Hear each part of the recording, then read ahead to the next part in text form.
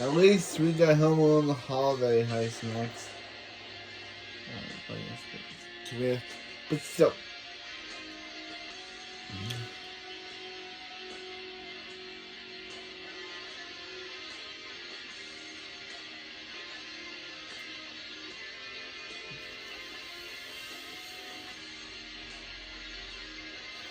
At least Home Alone the Holiday Heist is next. Yeah, at least it's next. Hello, I'm the nostalgia. Hi, Crick. I remember, so you don't have to. I'll be honest, the only reason I want to review this movie is to give this 90s cartoon justice. Tonight I'll be reviewing Home Alone 5. We left Kevin home alone, and he's only 23! Not only were they right, but they were right twice! They only put 5. Home Alone, The Holiday Heist, was a TV movie released in 2012 and was the 5th film in the Home Alone franchise. Hard to believe that when this joke was made, they thought 5 was a comedically high number, now realizing they were still off by 1. I guess it's becoming a Christmas tradition to review all these films, which, at the rate they keep making them, should be done by the time they stop making Star Wars movies. Like always, though, I have to ask the foolish question, is there anything of value in this movie? Was this a secret masterpiece that snuck under the radar, and is it even worth finishing that question? You already know the answer is... Granted, the director does have a few good movies under his belt, but some not-so-good ones, too. So I'm not holding out much hope. Let's jump into one of the many regrets we continue to self-inflict on ourselves. This is Home Alone, the one before the other one you really hate. Gotta love how the atmospheric credits of the early films are replaced with, yep, you accidentally put this on camera back now. Your kid's ADD has latched onto it. When you look at that snow. And because this was made in 2012, phones! Phones and gaming! Phones and gaming! That hashtag GG. Hashtag the gamer generation of Home Alone fans. I will pay you my life savings if the kids trying to get the people out of the house are the kids from the others. Fuck off, it's technically not a spoiler. So hoping once we get all our stuff moving. Look at all the space. I see so many possibilities for traps here. The realtor is there as well and welcomes them to the home. Hello, Baxters! Oh, and you must be the wee ones. We lost that name when Mom remarried. They're not very good with real people. They're better with space robots and cell phones. I look forward to that observation not being overused in movies with parents. Welcome, Mr. Hugh. We're then introduced to a powerful man named Sinclair, played by the master of paycheck performances, Malcolm McDowell. Every time I see him, I want to give him that Ben Affleck speech from Good Will Hunting. One of these days, I don't want to see you here anymore. Who, of course, is planning a break-in to the Baxter's house. Which MacGuffin do you think it'll be this time? Rare diamonds, spy technology, or priceless work of art? He was the previous owner of a priceless Work of art? Why the Coyote changes his formula more than this franchise? Give the sister Alexis credit. I truly believe she doesn't want to be in this movie. You want to come on downstairs and help your mom and me unpack? Brother died. Perfect. Favorite character? The father thinks Finn is spending too much time playing games, so he has him help unpack. And tell me if you heard this one. The boy is afraid of the basement. Dad Leg is watching you. I'd just be happy somebody's watching this. He goes across the street to try and make a friend with one of the neighbor kids. Her thing is snow. Snowman, make snowballs, go snow sledding, design snow forts, make snow angels. You want to know what my favorite Game of Thrones line is? You snow not pass. She says the place is haunted by a gangster and Finn should fear for his life. I'd like to hang out with you, but I'm too young to die.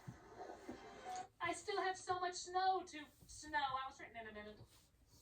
He gets so freaked out that, you guessed it, he sets traps in his room. We can move back to California! You're an idiot.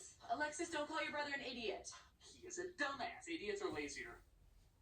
The burglars discover the house is occupied and decide to wait for the perfect time. We'll strike. I have this foolproof plan where I say someone's injured on the side of the road, and I really shouldn't continue that. I want this video to be monetized. A family goes shopping for a Christmas tree while the burglars try to break in. Chocolate-covered coconut macaroons were Steve's favorite. Oh, did I mention one of the burglar's quirks is she cries all the time because she misses the criminal who broke up with her? We were supposed to have a house together. For goodness sake. Can you please just return my calls? It hurts even more when you realize he he technically broke up with her twice. They crack the safe, but discover there's nothing inside. The family returns and they scramble to get out, but not before McDowell sees they'll be out of town for a Christmas party. Finn notices, though, several factors that prove something was moving around the house. Okay, there's nothing there. I'm just gonna check it out. Dad, wait. Please, kids, I just happen to look exactly like Sean Hannity. Why would anyone want to hurt me? Though he finds nothing, he too gets freaked out that there might be something inside the house. Let's look on the GPS to see where that goes. Yep, just what I thought. The day of the big party arrives, but the kids don't want to go, so they leave them behind. No games, no TV, no music, no phone. Oh, that's how they're getting around calling the cops. What about emergencies? Emergencies. Thank you, honey. Okay, I give credit. They acknowledge this could have been written stupider. While the burglars are getting ready to break in, they find the person in the painting they're looking for is actually Sinclair's great-grandmother. She's seen with her children. Her family. My family. She belongs to me. So did Sweet Home Alone look at this setup and say, hey, feeling bad for the crooks makes no sense here. We can really have it make no sense in the next one. I'm eating junk food! I don't care! So really this film could be called Kinda Home Alone, as the sister is still there and all of Finn's acting out seems random and out of nowhere. It's a big thing when you're a little kid and no one's around. This is like being home with your sibling. It's not like that at all. It's exactly being home with your sibling. Why is this a big deal? I broke the legs! I can't hear you! I will give him a point for this legit laugh, though. You saw me on that one. Yeah, literally, it may have burned it may have burned Kevin, but it has no effect on him. R.I.P. Ed Asner. R.I.P. Sid from Cobra Kai. Now deceased. And you are just Okay, says the hold on answer. about this. It is randomly surreal. And you have kids too? 7 of them. 2. Oh, it's probably one of the best. All those clutching little hands. And Asner, you were Yeah, great. It's kind of cool that comedy legend Ed Asner is getting the biggest laughs, but on the other hand, it should never be Ed Asner that's getting the biggest laughs. While Finn does his impression of Jim Carrey's Riddler. He loses a controller battery downstairs and asks his sister to go get it. She discovers the safe and a whole lot more, a secret room within the vault. Aw, they have a family portrait of the Voldemorts. She's watching you. I'd say this looks familiar, but what if the Home Alone movies ever repeated anything?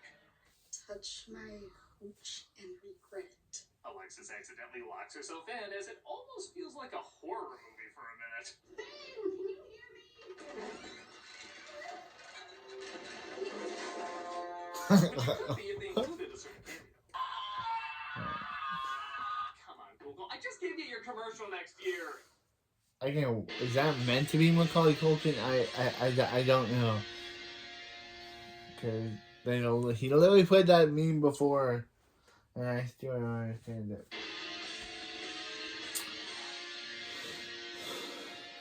looks like the parents are snowed in at the party, and Finn is under the impression his sister went to the mall but is really trapped downstairs. He talks to another player who It's Duke from the Stingley dynamic. And we're, I guess, given an emotional moment. I don't really do the whole Christmas thing since I don't live with my folks anymore. If you're alone, it's not really Christmas. I never thought about it like that before. This is like Kevin talking to Marley if the first time he ever saw him was in the church. Kevin's look here would take on a whole new meaning. You'd be like, who the fuck is this guy? I actually kind of want to see that movie. Get me out of here! Alexis? Finn finally puts together that Alexis is downstairs and tries to figure out a way to bust her out. Want to make snowballs with me? I can't right now. My sister is trapped in the basement, and I have to buy supplies to break her out. Oh, cool. I also have to tell Wardrobe to lay off the in-jokes. This doesn't invite any questions. What can I get for $1.68? Get a Fuller House joke like the one you just told. Really? He bumps into Sinclair and discovers they're trying He to is- take it to his home. Help me finish my snow fort? I can't right now. A team of art thieves are planning an assault on my new house, and I'm the only one who can defend it. Oh, cool. Why do I feel like this newspaper heading is in the near future? Wow. He lets Alexis know about the burglars, but she doesn't believe him. Time to call the proper authorities. Oh. Sam from the Ghost Beach episode of Goosebumps is the only entry I recognize from his IMDb. He misinterprets Finn's story for a video game, and he instead gives him advice he would give in a video game. Sounds like a tower defense game. Like level 17 on Robo Infantry 3. Or those sequels actors leave off their resumes. I can do that. Yeah, I know you can, dude. You're like the smartest kid I know. Aside from, calling the cops with your fucking cell phone, I actually would have bought the mother taking it more by this point. He sets up the traps and thankfully master cloning to speed up the process. The only thing to be afraid of in this house is me. I believe you. With dangerous criminals sneaking in, that sister you completely forgot about is totally dead. I like they at least notice the slippery walkway and try to find another way in. Of course, setting off a different trap. The house has a mind of its own. Unlike someone I know. They actually put one of the writers in front of him to make that line sound the most convincing. Tell me if this makes any sense to you.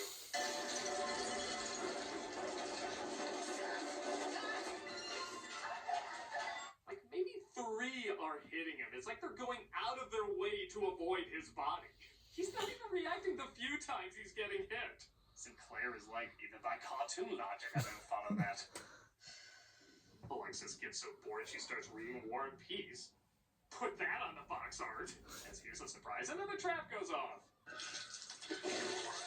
Okay, I'm surprised this movie has not got a Dane brand. Something, Steve. Did we give up on that joke? I can't remember. Finn lets his friend That's know why what's this- going on, and he finally Where's realizes it's the not a brain damage movie? Like literally all the Home Alone traps you can have brain damage, but not this one yet. Life of Pi or 2012 thing. He doesn't tell him where he lives though, because get this, stranger danger. Stranger danger. There are people trying to invade your home. Gotta go. Is it too late to follow the B story with the Snowball Girl? Alexis as well finally puts together this is real and tells him to call the cops, but the phone is dead. Oh man, nobody keeps a charger at their home. If we get to you, we go with Plan B. Plan B? What are you talking about, Plan B? Murder, suicide. That sounded better in my brain. Don't cut your head off yet.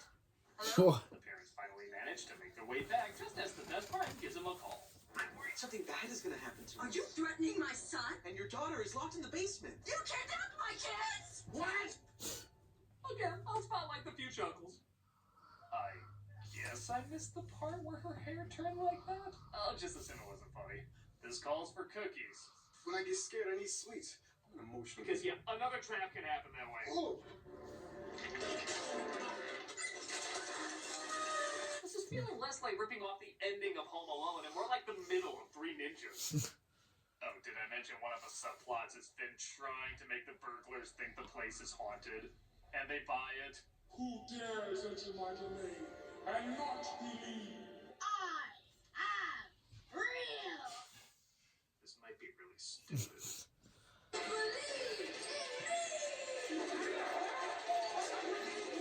Okay, Nickelodeon's interpretation of the lodge is ambitious but troubled. The parents trace back the number the best friend called from and, I guess, swat him. Which maybe he deserves, seeing how he knows 2 kids are in trouble, yet he just goes back to gaming. I just play video games. Wow. It's the most far-fetched thing in the movie. We all know how that would really go down. Literally pulling the string, so they lock him in the van and try to get back into the vault. But don't worry, snowballs.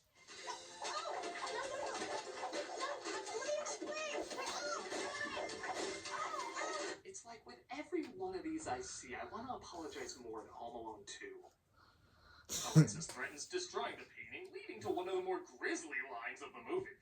A painting ripped in half can be repaired. The same cannot be said for little girls. Ooh, more 70s Malcolm McDowell, please. We're 70s. Malcolm McDowell, please. The 2 crooks are trapped in the Like, third one. What's going on? Wait, can you help me? I can't move. It's You just, realize the horror movie version of this is unintentionally funnier than the intentionally funny version of this. It is accompanied, though, by 2 surprisingly good jokes. One is while the crooks don't slip on the ice, the SWAT team does. And it's followed by... Come on, not again. Golf clap, that was good. wait, does that mean they slipped on ice The before? day is saved, and they discover the painting is worth What if money. those cops are the same cops from all the Home Alone movies? They're- The scream. The scream. You know this. Dad. We had a good joke with you know, Home Alone 5 did. Is there a reward? There's a reward, right? 4 free member passes to the museum. That's no reward. Would have been more if he didn't make that joke. They say they did get $30,000 though for capturing the thieves. Thank God, because it really looked like this family was tight on money. In an attempt to trick you into thinking this was about something, they tell Simon they're buying him a plane ticket to see his family. But even the movie barely cares as it tries to rush it by as quickly as possible. That's unbelievable. Merry Christmas. Merry Christmas. Wanna play? Yeah. Don't worry, Mom and Dad. We're sure you're done having sex while you put this on for your kids. We'll wrap up now. It actually picks a very random point to stop. They take the burglars' mugshots. And that's it. Nobody lying or anything. They just take their mugshots. You wasted a police station set on that? You paid these actors an extra day just for that couple of seconds no one will remember? And there's actually one more of these after this goddamn stinker? Yep. Home Alone 5's pretty bad. But is anyone really shocked by this? It set a very low expectation and met it pretty adequately. It almost feels silly to get angry at it, and yeah, I guess it kind of is. It's not a sin against nature. I mean, Lord knows I've seen so many worse family films. It's just forgettable and tired. I'll give credit, there were a few chuckles in it, which isn't much, but it's certainly more than I was expecting. It's just a lame, run-of-the-mill family TV movie.